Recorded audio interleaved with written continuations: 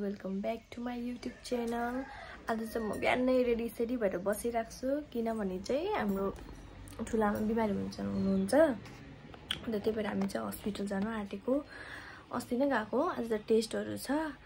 अन्त मामा हुँदैछ, मामाको गाडीमा जाने, मामालाई पर्खिरहेको छु। बिहानै कति बजे अहिले 8:30 भएछ हो, बिहानै उठेको आज त। अन्त यहाँ चाहिँ घर सफा गर्नु हुँदैछ मम्मीले कि आज मैले भ्याइनँ, अन्त मम्मीले गर्नु हुँदैछ। अन्त चाहिँ देख्न सक्नुहुन्छ यस्तो भइरहेको छ अहिले। बिहान चाहिँ हाम्रो फिलहाल बिहान चाहिँ घर यस्तो हुन्छ किनकि सफा गर्नुहुँदैछ नि त, बढाउनु हुँदैछ मम्मीले। अरू बेला चाहिँ म गर्थेँ, आज चाहिँ मम्मीले गर्नुभयो किनकि म चाहिँ बिहानै जानु पर्यो हस्पिटल, होइन मम्मी? ल्या पानी परेको, पानी पर्यो, पानीको बोतल।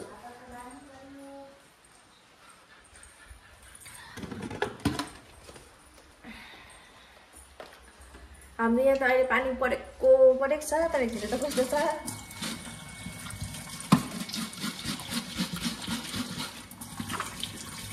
म गएको ल, भाडा धुनु हुँदो रहेछ मैले पूजाको तल बसेर। मामा आउनुभयो, अब म चाहिँ गएको।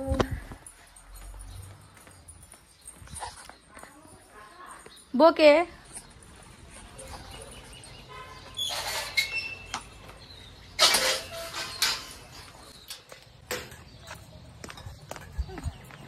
यहाँ छ।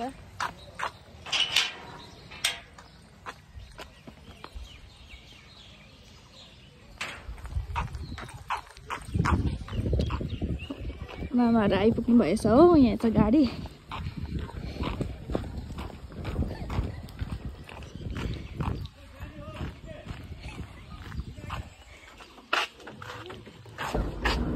कहाँ गएको इसान चाहिँ? पछाएर नाइसानहरु सबै कहाँ गएको? हेर्नुहोस् अब हामी सबैजना गएको।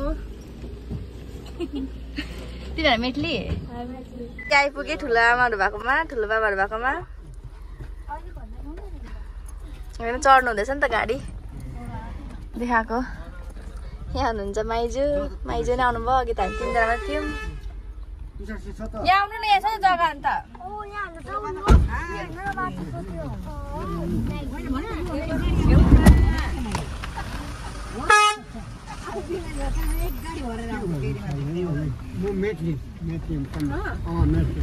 कहाँसम्म जानुभएको र ठुलो बाबा? म दबाई दिउँछु, मेरो त सकेछ, खानु पाइनँ। ठिकै भयो भने 2 जना। यहाँ चाहिँ बच्चाहरू छ है, यता हेर त। बिमारी मान्छे चाहिँ हुनुहुन्छ हाम्रो ठुलामा।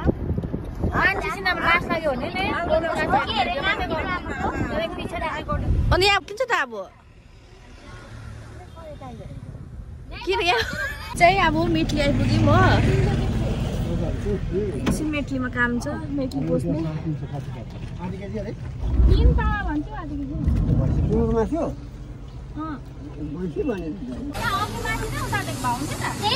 माथि काम छ त हो? के काम? ए दोकानको। म एकछिन पोसेर आउँछु, मेरो उयो छ, लुगा साट्नु छ। ल लु जाऊ ल, बाई बाई। ल लुगा साटेकन आउँछु। पक्रिनु ठुलो बाबा, लु जाउँ।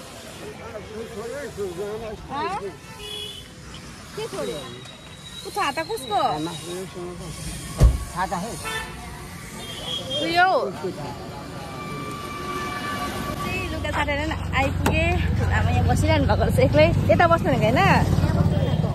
आउनु, यहाँ 2 जना अट्छ त।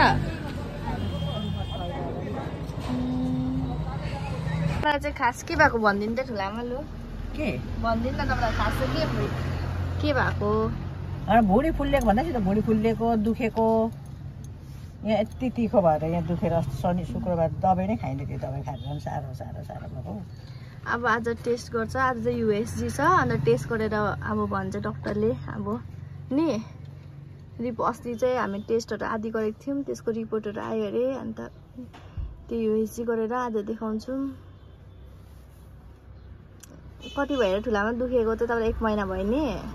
थुप्रै भयो दुखेको फुल्लिएको ठन्डा महिना ग्यास भन्दै दबाई खाँदै 18 रुपियाँ गोटाको गुल ल्याएर खान्छु घरिघरि के खान्छु ल्याएर खान्छु कहाँ कम्ती भयो खै लास्टमा त मैले बाबा चाहिँ सौदा सकेर नै आउनुभएछ होइन के किन्नु भयो मासु किने अब के अरे दबाई किन्छु जान्छु हामी चाहिँ यहाँको यहीँ छ मेटलीमै छु अहिलेसम्म तर 10 बजी बस्छ 10 बज्न आँट्यो खोला न मामा कहाँ जानुभयो सबजना थिएन नि हामी चाहिँ यहीँ छौँ ठुलो आमालाई भेट्न आएको छ ठुलो बाबा चाहिँ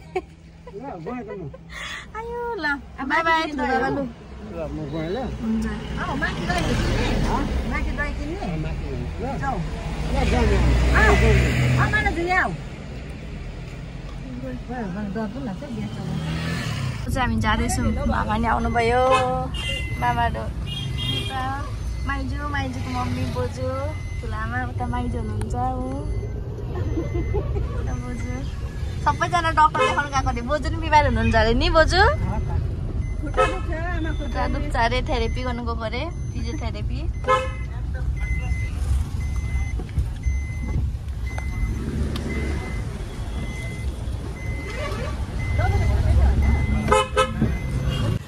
सो गाइज अहिले हामी चाहिँ आइपुग्यौँ हस्पिटल हो अब पहिला फर्स्ट हामी रिपोर्ट कलेक्ट गर्नु जानुपर्छ अस्ति रिपोर्टहरू गरेको छु नि त कि टेस्ट लिएको छ होइन बल्ल बल्ल सके हामी चाहिँ रिपोर्टहरू लिएर अब घर फर्किन आँट्यो लामा कस्तो लाग्दैछ अहिले यहाँ भुइँले देखिरहेछ अन्धकार छ अनुहार पनि कस्तो भयो नि घाम कस्तो थियो नि त कपाल चाहिँ बाङबुङ भएछ मेरो टाउको दुखेर कस्तो भएको अहिले घर पुग्नु भयो नि मैले त खाएँ खाना ठुलो आमाहरू त खानु पनि भएन ब्रेड खानुभयो किन आधी त खायो होला खाएँ डल्लै थियो खाएँ त दुईवटा भन्नु थियो बिहान भएको अब खाली पेट नबस्नु भने चाहिँ डक्टरले चाहिँ हो 1 महिनाको दबाई दिएको छ अन्त 1 महिनामा फेरि आउनु भन्नुभएको छ फोन गर्नुभएको छ डक्टरले नि दबाई अब तपाईँहरूलाई म एकचोटि घर पुगेर भेट्छु हाई गाइज म चाहिँ भर्खर घर आइपुगेँ पुरा थाकेँ अब म यहाँ एन्ड गर्छु तपाईँलाई मन पऱ्यो भने लाइक कमेन्ट सेयर सब्सक्राइब गरिदिनुहोस् बाई बाई